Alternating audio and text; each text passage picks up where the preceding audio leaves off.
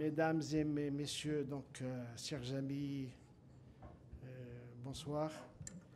J'ai le grand plaisir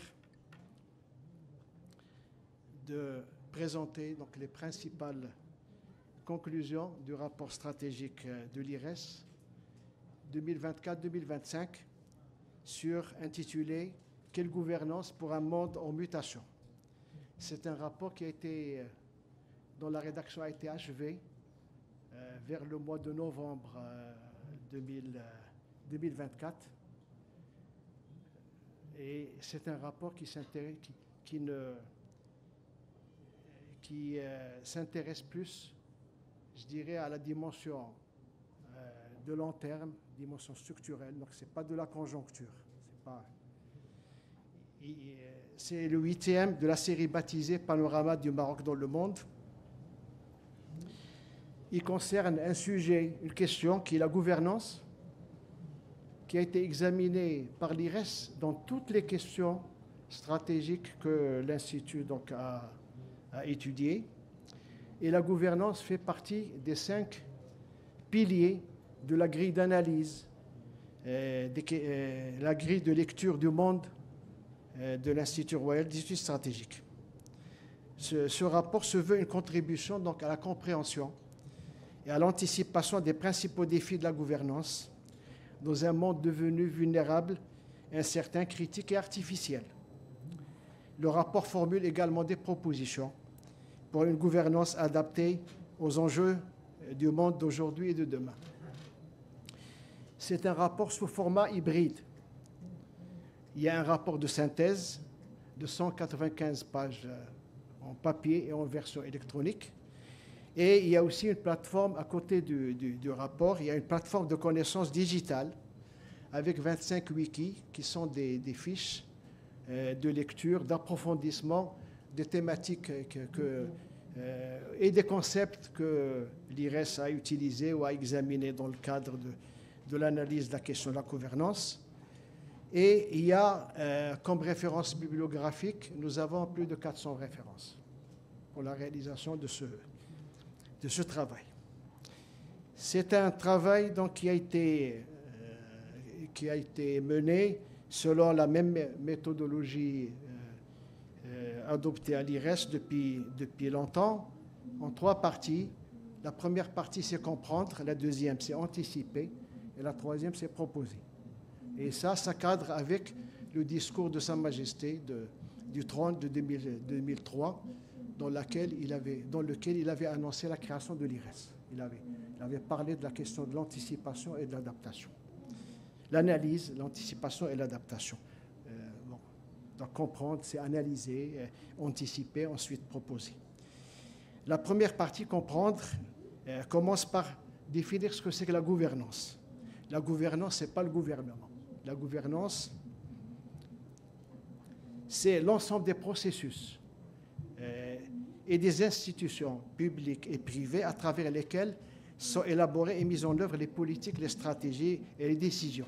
Et il y a un impact sur une communauté déterminée. Ça peut être une entreprise quand on est dans la gouvernance privée, ça peut être un pays quand il s'agit des politiques publiques, et ça peut être aussi le monde quand il s'agit des organisations internationales. Historiquement ancrée dans les structures sociales, la gouvernance s'est progressivement complexifiée avec l'émergence de nouvelles formes d'organisation. De la gouvernance d'entreprise, ça a commencé par la gouvernance d'entreprise, premier domaine d'application moderne du concept de la gouvernance, à la gouvernance publique et même à la gouvernance internationale. La bonne gouvernance constitue aujourd'hui un levier essentiel pour le développement et l'intégration, mais aussi un enjeu de la société internationale. Elle se décline en typologie politique, économique, sociale, environnementale, reflétant la diversité des contextes et des défis auxquels les sociétés sont confrontées. Cette gouvernance fait l'objet d'un triple facteur de changement. Elle est en pleine mutation. La complexité accrue du monde, c'est le premier élément. La crise de confiance envers les institutions, alimentée à la fois par un accès difficile à une information fiable et objective, des inégalités dans le traitement des citoyens, un manque de transparence dans les processus décisionnels. Ça, c'est le premier élément. C'est la crise de confiance. Parmi les trois facteurs de changement, je parle de la gouvernance internationale et régionale. J'arriverai à la fin, c'est le 9e chapitre, c'est le Maroc. Sur les 8 autres chapitres, c'est le monde, et avec quelques zooms sur la dimension régionale, des exemples concernant la gouvernance européenne, la gouvernance africaine, etc. Le premier facteur donc, de changement, c'est la crise de confiance envers les institutions. Le deuxième facteur de changement, c'est l'émergence de nouveaux acteurs. Il n'y a pas que les États. Il y a les ONG, il y a la firme internationale, il y a même les mafias. Voilà. On n'a pas traité les mafias dans le texte, dans le rapport, mais aussi ils ont un impact sur la... Voilà. Et le troisième élément, tout ça, ça modifie en profondeur le paysage de la gouvernance mondiale, mettant à rude épreuve les mécanismes traditionnels de pouvoir et de légitimité. La lenteur dans l'adaptation aux évolutions rapides du monde contemporain et l'insuffisance des mécanismes de coopération internationale fragilisent la gouvernance mondiale et cette lenteur-là exerce la dégradation des biens publics mondiaux. Les biens publics mondiaux, parmi les biens publics mondiaux, il y a la question de l'océan aujourd'hui qui est très faiblement protégée. Il y a l'eau, il y a un certain nombre de choses. Les ressources naturelles, voilà. La gouvernance se heurte à de multiples difficultés d'ordre sociétal, informationnel, institutionnel.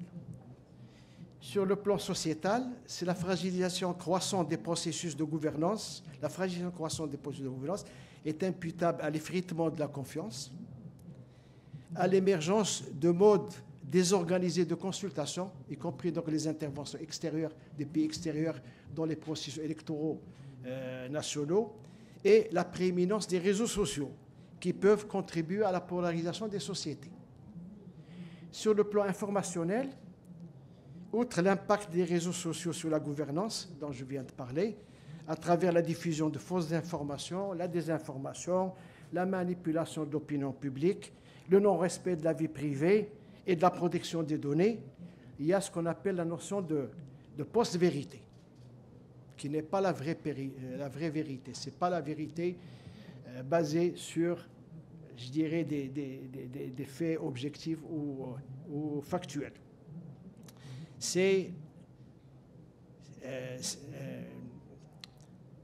Cette post-vérité s'est développée avec l'évolution technologique et avec les transformations socio-politiques dans un contexte où les émotions et les croyances personnelles prévalent sur les faits objectifs dans l'influence de l'opinion publique. Troisième type de difficulté, c'est d'abord le système mondial des Nations Unies, qui s'est développé à grande échelle. Donc, au lendemain de la Seconde Guerre mondiale, il y avait une cinquantaine de pays. Aujourd'hui, il y a plus de 193 pays. Donc, il y a déjà ce point-là. Ce système mondial des Nations Unies, bien que noyau central, montre ses limites face à l'urgence des enjeux cruciaux de l'humanité. Cet ordre mondial, souvent considéré comme néocolonial et impérial, parfois impérial, continue à prévaloir largement aujourd'hui. Il a quand même certains côtés positifs.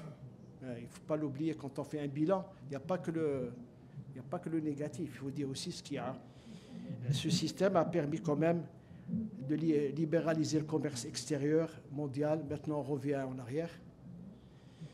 Et il a permis aussi la régulation du système financier international, facilitant ainsi l'expansion de la mondialisation et soutenant la croissance économique, les échanges commerciaux, etc. La réforme de ce système des Nations Unies, le rapport fait une analyse du système des Nations Unies de façon très succincte, mais essaie de mettre en avant les avantages, mais aussi les insuffisances. La réforme du système des Nations Unies a été reportée sin die. Les organisations internationales, universelles et régionales peinent à concilier les impératifs, les intérêts nationaux et les défis mondiaux, et à trouver des voies de l'efficacité, et de l'équité. Là où la gouvernance mondiale se heurte à des obstacles tels que la souveraineté nationale, mais surtout les souverainetés hégémoniques occidentales, ainsi que la persistance du clivage nord-sud, et ceci malgré le développement du Sud global. Deuxième partie du rapport, c'est l'anticipation. Elle concerne le monde de demain et concerne aussi le type de gouvernance qui conviendrait à ce monde-là. D'abord, comment on peut caractériser le monde demain? Le monde d'aujourd'hui et de demain, quand je dis le monde, l'anticipation, c'est à partir d'aujourd'hui jusqu'à... Voilà. Le monde est un monde de crise. Et les crises paraissent aujourd'hui plus fréquentes que par le passé. Peut-être qu'il y a l'effet des médias qui... Là, mais il y a aussi le fait qu'on est aujourd'hui dans les enjeux sont interconnectés, si bien qu'on est aujourd'hui dans une crise systémique. On est dans un monde multicrise, et la crise, il est systémique, donc on ne voit que la crise, alors que par le passé, la vision, la perception n'était pas la même qu'aujourd'hui. Donc, dans le cadre d'une réflexion prospective sur la gouvernance, il apparaît nécessaire d'identifier ce qu'est véritablement une crise et de la repenser afin de mieux en appréhender les implications sur une éventuelle bonne gouvernance de demain. On ne peut pas réfléchir à une bonne gouvernance si on n'essaie pas d'analyser les crises, comment ils viennent, etc., quelles sont les origines, là, et comment ils se propagent, etc. La notion de crise, qu'évoquant généralement une situation de perturbation et d'incertitude, revêt des significations nuancées selon les cultures. La crise n'est pas appréhendée de la même façon en Occident ou là en Chine, etc. Mais ils partagent tous un seul élément, c'est que la crise est souvent perçue de façon négative. Les crises se distinguent par leur degré de gravité, leur caractère inattendu et leur impact systémique. Elles évoluent en 3 phases distinctes. Il y a une phase d'incubation, une phase opérationnelle et une phase post-crise. Chaque crise est unique, mais elle partage les traits communs qui permettent de l'anticiper et d'y répondre de manière plus efficace. Les crises se manifestent souvent sous forme de chocs successifs, créant un effet de subduction, comme c'est les plaques océaniques etc., et qui font trembler un peu ce qui rend le monde de plus en plus volatile, incertain, complexe et ambigu. La pandémie de la COVID-19 a renforcé ces tendances, donnant naissance à un nouveau concept. On passe du concept de VUCA, du premier VUCA, c'est-à-dire un deuxième concept, qui est celui de VUCA 2, qui est vulnérable, incertain, au lieu de complexe. Il est critique, parce que vous allez voir pourquoi il est critique, parce qu'on a atteint des seuils critiques dans l'évolution de la planète, et artificiel, avec tous les dégâts qu'on voit au niveau de l'urbanisation, les impacts de l'urbanisation et la destruction des littoraux. Ce monde VUCA 2 souligne l'aggravation des vulnérabilités, la criticité des solutions, et ça rend l'anticipation difficile. Le monde qui vient est marqué par un certain nombre de tendance structurelle, à savoir une démographie explosive. La démographie a ralenti en Occident, dans certains pays développés, mais elle continue. En 2050, les projections des Nations Unies portent sur 9,5 milliards d'individus, moitié du siècle. Une démographie explosive et vieillissante, un environnement naturel en souffrance dû aux dégâts du changement climatique, mais également à la forte dégradation de la biodiversité. Si bien que si rien ne change en termes de politique publique, si la communauté internationale n'adopte pas des solutions et des approches contraignantes, en 2040, il faudrait 2,4 planètes comme empreinte écologique pour pouvoir subvenir aux besoins des populations. À côté donc de cet environnement naturel en souffrance, il y a une autre tendance structurelle, c'est les limites du monde économique mondial fondé sur un capitalisme ultralibéral, prédateur de ressources naturelles. Et un autre élément en termes de tendance structurelle est lui qui va modifier et qui est en train de modifier à la fois notre vie en tant que personne, mais aussi la vie des entreprises et la gestion des entreprises. C'est la substitution homme-machine à travers l'essor des robots et de l'intelligence artificielle. La société humaine se mondialise. Parmi les principales émergences en cours, donc c'est les tendances structurelles, c'est connu, voilà. Là-bas, il y a les émergences. En cours figure une société désenchantée, informée mais divisée, aux minorités agissantes. Une prise de conscience croissante de la faillite des systèmes éducatifs. Un accroissement des mouvements migratoires et un déséquilibre croissant entre la demande publique et la capacité, ce que peuvent faire les gouvernements, les États. Parallèlement, l'humanité fait face à des risques, ce qu'on appelle les risques existentiels, qui sont des risques sans précédent. Parmi ces risques, il y a le dépassement de 6 des 9 limites planétaires. Nous avons dépassé un certain nombre de domaines qui sont cruciaux pour la viabilité du système de support à la vie humaine. C'est le réchauffement climatique, l'érosion de la biodiversité, la perturbation des cycles de l'azote et du phosphore, le changement d'usage des sols, le cycle de l'eau douce et l'introduction d'entités nouvelles dans la biosphère. Et il y a des limites qu'on risque aussi de dépasser à l'avenir. C'est l'acidification des océans, de l'océan planétaire, l'appauvrissement de la couche d'ozone et l'augmentation de la présence d'aérosols. Donc, à côté des risques existentiels, dans les scénarios envisagés par le rapport stratégique, on a même envisagé la possibilité d'un effondrement civilisationnel en relation avec l'utilisation inappropriée des technologies émergentes et futures, les impacts négatifs de l'activité humaine, les menaces pesant sur la sécurité internationale, comme la guerre nucléaire, ainsi que les catastrophes naturelles de grande ampleur. Donc, face à ce monde-là que j'ai essayé de présenter, quels sont les défis de la gouvernance de demain? D'abord, il faudrait prendre en compte les risques.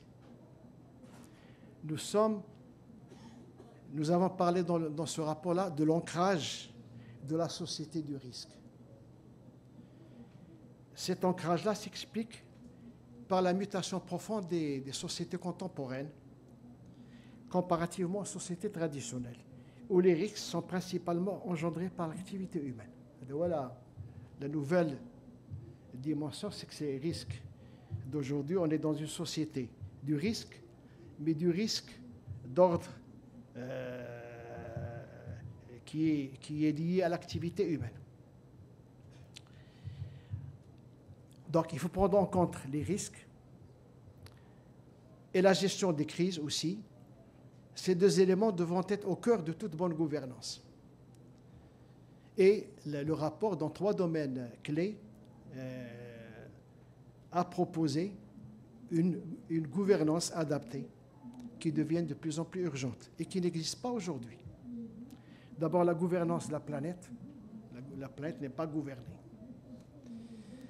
Avec un nouveau nexus qui s'impose pour le bien de l'humanité, c'est le nexus climat, ressources, énergie. Le deuxième domaine, c'est la gouvernance de la connaissance, la nosphère, en accordant une attention particulière à la gestion de la diffusion des savoirs et en donnant la priorité à la lutte contre la désinformation et les fake news, à la sécurité des données personnelles, à la stabilité démocratique menacée entre autres par les ingérences extérieures. Troisième domaine de gouvernance additionnel que nous avons proposé, c'est la gouvernance du virtuel, axée sur la protection des droits humains qui devant impérativement viser l'intelligence artificielle intégrée en matière de santé, de finances, de sécurité, la cybersécurité, la blockchain. Dans ce contexte, et pour éviter le chaos, parce qu'on a parlé dans le rapport du chaos et on a expliqué pourquoi le chaos. Le chaos n'est pas un simple désordre, mais c'est un système dynamique imprévisible. Ce n'est pas un élément qui vient perturber le fonctionnement d'un système, mais c'est un système lui-même dynamique qui vient bousculer le fonctionnement de... Donc pour éviter que le chaos se développe, le leadership devient un enjeu fondamental. Les dirigeants de demain devront faire preuve de résilience, d'adaptabilité et développer une vision à long terme pour guider des sociétés à travers ces périodes de turbulence. Ils auront à trouver des solutions aux problèmes complexes qui deviennent inextricables. Donc on a parlé de la notion dans le rapport de problèmes inextricables. Ce sont des problèmes complexes, mais plus complexes que les complexes, qui sont difficiles à résoudre en raison de leurs multiples facettes interdépendantes, fluctuantes, incertaines, avec des enjeux et des défis élevés, rendant les solutions traditionnelles insuffisantes ou temporaires. Et on a donné plusieurs exemples de ces problèmes inextricables. On a parlé de l'adaptation au changement climatique, le développement urbain, la question de la pauvreté. Donc il y a le rapport détaille un certain nombre de problématiques inextricables. À cet égard, donc, il devient essentiel de former une nouvelle génération de leaders qui soient non seulement techniquement compétentes, mais aussi profondément engagées envers les principes d'éthique, de soutenabilité, et qui soient engagés, qui voudraient résoudre donc les problèmes dont j'ai parlé. La troisième partie du rapport fait des propositions. D'abord sur les piliers de la gouvernance. Quels sont les piliers de la gouvernance internationale? Deuxièmement, on parle de la gouvernance planétarisée et la gouvernance planétarisée, et on termine pour une gouvernance renouvelée dans le cas du Maroc. Donc c'est 3 chapitres. Le chapitre premier de la partie 3 proposée, c'est les piliers de la gouvernance. Dans le rapport stratégique de l'IRES de 2019 sur le modèle de développement, nous avons mis en évidence, entre autres, la nécessité de repenser la gouvernance pour l'adapter au monde de demain, selon 4 axes majeurs. La rationalisation des ressources et des usages, parce que la planète est finie. La mise en place du principe de la subsidiarité, le recours à la science et aux faits comme fondement de l'action publique, et l'utilisation de l'intelligence collective. Ce modèle est guidé par les principes de justice, d'éthique, de flexibilité et d'adaptation aux besoins des services publics. Pour concrétiser cette vision, il importe de mettre l'accent sur les principes directeurs transversaux. Je vais énumérer les principes de la gouvernance qui figurent dans le rapport. La factualité, le premier, second, la factualité et la rationalité. Il faudrait fonder les décisions publiques sur des preuves solides et sur une analyse rationnelle, en particulier face aux défis complexes du monde contemporain. Troisième principe et quatrième principe, je mets la synthèse, mais dans le rapport, ils sont définis individuellement, c'est la participation et la transparence. Favoriser l'engagement citoyen, la clarté des processus décisionnels pour renforcer la confiance. Il y a toujours la confiance institutionnelle qui, dans tous les pays, elle est en déclin et même chez nous, elle est très insuffisante. Cinquième principe, c'est l'agilité pédagogique de la crise. C'est-à-dire qu'il faudrait que les pouvoirs publics soient plus réactifs et capables de s'adapter aux évolutions du contexte national et international. Afin de compléter ce dispositif de principes directeurs, nous avons jugé opportun d'ajouter 2 nouveaux axes. D'abord, l'identité planétaire. L'identité planétaire, on entend par l'identité planétaire le sentiment d'appartenance commune à la Terre. Ça doit être une identité qui transcende toutes les identités multiples que nous avons. Chacun d'entre nous a plusieurs identités. Mais il faut que l'identité planétaire soit notre tronc commun à tous ceux qui habitent sur cette terre. Deuxième axe que nous avons ajouté, c'est donner la priorité à la résolution des problèmes, notamment les problèmes inextricables dont j'ai parlé tout à l'heure. Et ceci à travers l'innovation. On ne peut pas résoudre les problèmes inextricables par des solutions traditionnelles qui ne donnera aucun résultat. La notion de planétarisation est centrale dans le rapport. Elle souligne l'interconnexion de toutes les composantes de la planète et la nécessité d'une réflexion globale pour l'avenir, qui requiert un certain nombre d'éléments, qui requiert 3 éléments.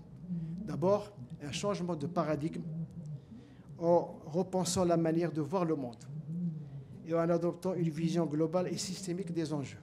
Les questions stratégiques sont souvent vues ou les problématiques par les pays de façon analytique. Ce n'est pas l'approche, c'est pas la bonne approche.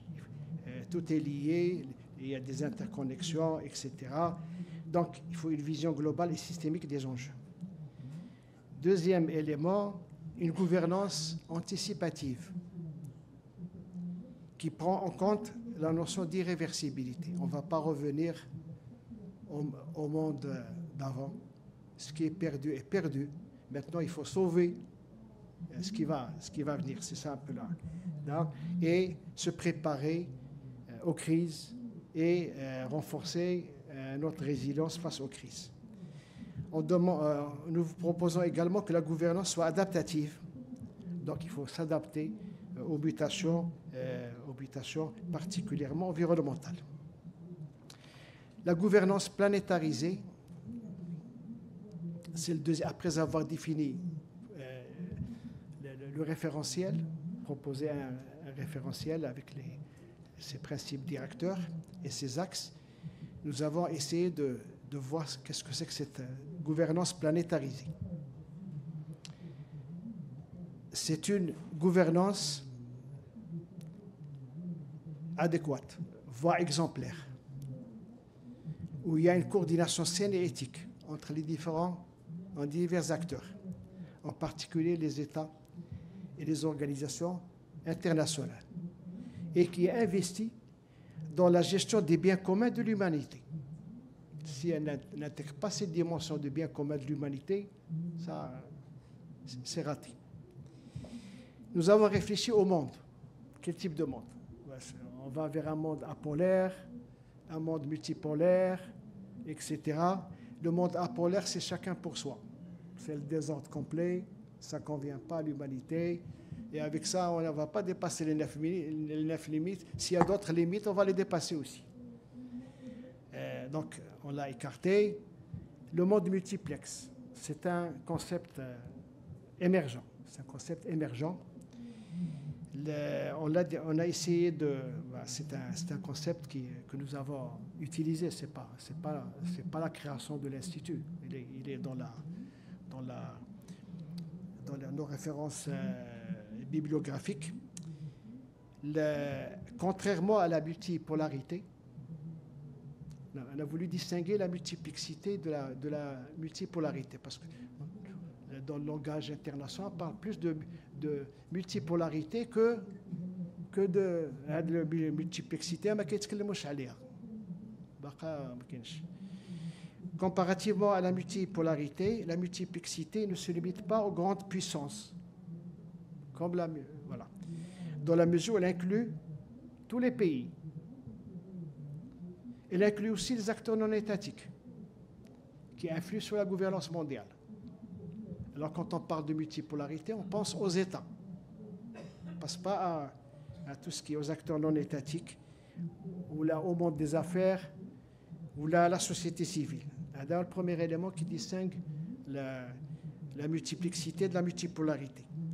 Deuxième élément, c'est qu'au moment où la multipolarité met l'accent principalement sur les dimensions politiques et militaires, la multiplexité se focalise également sur les dimensions économiques, sociales, etc., environnementales, etc. Elle est basée sur la capacité d'interaction entre les acteurs et prend en considération la diversité des liens entre eux. Donc, c'est un autre concept. Donc, fait le monde multiplexe, comment peut s'organiser un peu quels sont les facteurs d'ancrage à ce monde multiplexe, ce monde fluide, et quel type de coopération internationale. Nous avons vu 3 éléments: les enjeux planétaires, le changement climatique, la sécurité internationale, les besoins des générations futures sont autant de défis communs qui nécessitent une action concertée à l'échelle internationale. Deuxième élément qui est très important, c'est la diffusion d'une vision réaliste de l'état de la planète. Parce qu'il y a aujourd'hui certaines organisations, particulièrement le GIEC pour le changement climatique, qui a fait un travail remarquable et qui montre que le changement climatique, c'est aujourd'hui l'œuvre de l'homme à plus de 97%. Il faut multiplier ce type d'instances. Il faudrait que les habitants de la planète, il faut que les décideurs, l'opinion publique soient conscients de l'état réel de notre planète pour pouvoir envisager les solutions possibles. Et troisième élément, il est d'ordre juridique. C'est la mise en place de normes juridiques claires et efficaces qui sont indispensables pour garantir la mise en œuvre des engagements internationaux. Pour favoriser l'émergence d'une gouvernance mondiale rénovée, la réforme en profondeur du système des Nations Unies s'impose avec acuité à travers...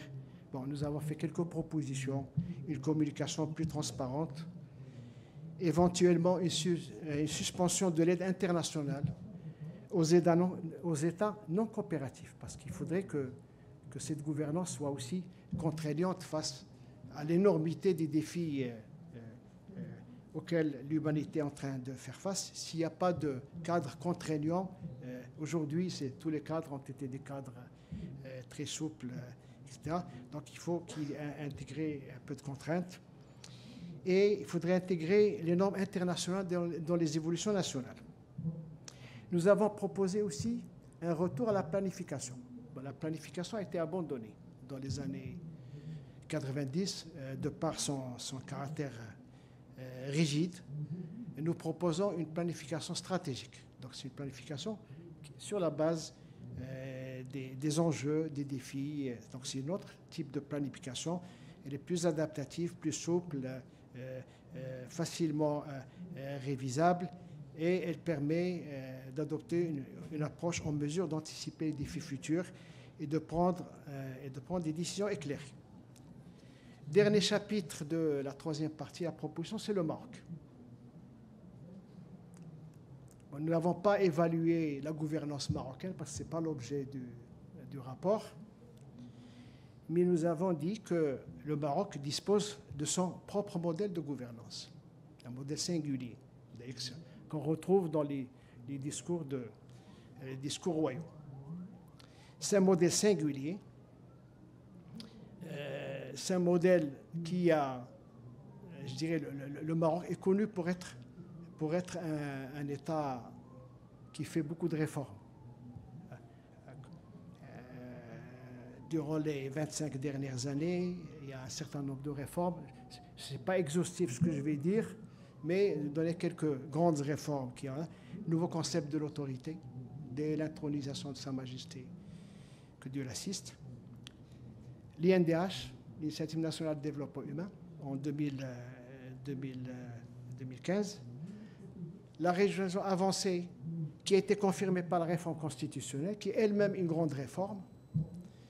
La réforme du secteur des entreprises publiques, qui est en cours. L'édification de l'État social et la charte des services publics.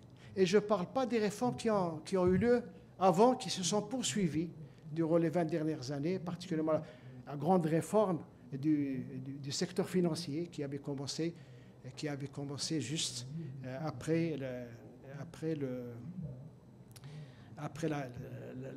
fin du processus d'ajustement structurel.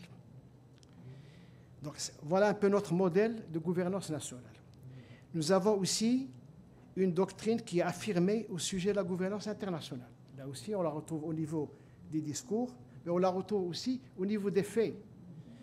Le Maroc a toujours plaidé pour une diplomatie multilatérale, un patriotisme planétaire.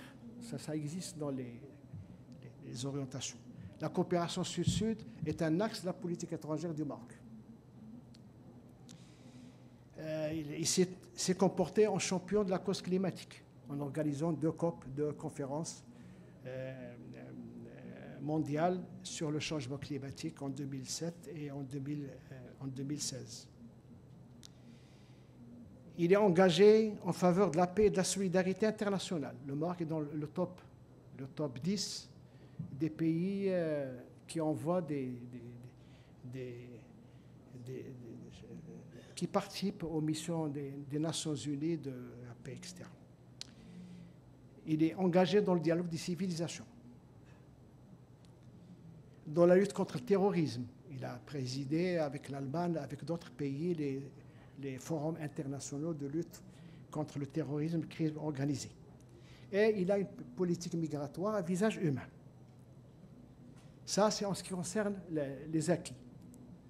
Bon, afin de poursuivre sa vocation réformatrice, le Maroc devrait rénover son modèle de gouvernance publique selon trois types de propositions. D'abord, ancrer définitivement les principes directeurs de la gouvernance dont j'ai parlé tout à l'heure, c'est-à-dire la factualité, la rationalité, la transparence, la participation, l'intelligence collective, l'agilité pédagogique de la crise, dans la pratique des acteurs publics. Ces références existent dans les discours, dans les messages royaux, mais dans la pratique, il faut les ancrer réellement dans la culture et dans notre gouvernance nationale. Deuxième élément, il faut que notre gouvernance soit anticipative et adaptative, axée sur la mise en œuvre d'un système de planification stratégique, comme ce que j'ai proposé pour la partie internationale, axée sur l'adaptation de la gestion des finances publiques à un monde multicrise, et axée également sur la consolidation des fondements d'une administration moderne, citoyenne, qui adopte des méthodes, je dirais, innovantes, comme les nexus. On commence à parler de nexus aujourd'hui au Maroc, liés un peu les politiques publiques, ne pas rester, je dirais, ne pas agir de façon cloisonnée, basée sur la digitalisation, la territorialisation des politiques publiques. L'espace territorial est important au niveau d'une administration citoyenne, le raccourcissement des chaînes de commandement, etc. Troisième type de proposition, c'est comme pour la partie internationale, c'est faire émerger, préparer une nouvelle génération qui soit, bien entendu, imprégnée des constantes de la nation. Les constantes de la nation, on les a définies dans des rapports précédents. C'est le bi'a, ima'at al-mu'minin, la cause nationale, etc., l'islam tolérant, les constantes de la nation. Mais en même temps, cette génération, il faudrait qu'elle soit imprégnée des valeurs marocaines d'ouverture, de solidarité, de cohésion. Et il faut qu'elle soit surtout capable de relever les défis du monde de demain grâce à une éducation au futur, à la mise en place de chaînes de prospective dans les universités et à l'élaboration de récits nationaux qui mobilisent les citoyens. Je vous remercie pour votre attention. J'étais un peu long.